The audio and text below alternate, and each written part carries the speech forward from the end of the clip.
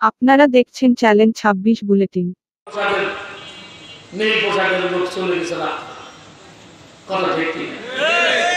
যারা এইরকম কাজে লিপ্ত হওয়ার পর যারা নির্যাতিত হয়েছে এরাই সহি পথে আছে।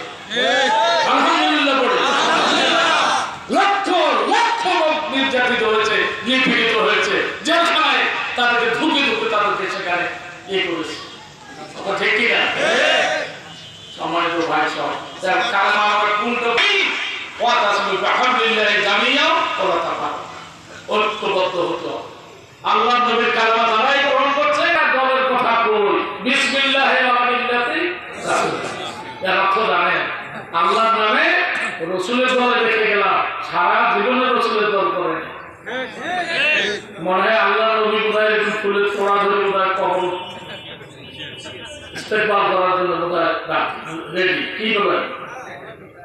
দুনিয়াতে আমার দল নবীর দল যদি না করেন, আপনি যতই কবরে শোয়ার সময় বলেন নবীর দলে রেখে গেলাম, আপনার নিস্তার নাই। এই জন্য কালেমা পড়ার পরেই আপনার দ্বিতীয় কাজ হচ্ছে জামাত, দল, অর্গানাইজেশনে শামিল হওয়া। কথা বুঝেছেন? যদি না হন কোরআন আপনাকে মুমিন বলবে না, কোরআন আপনাকে মুসলমান বলবে না, আপনি জোর করে বলবেন।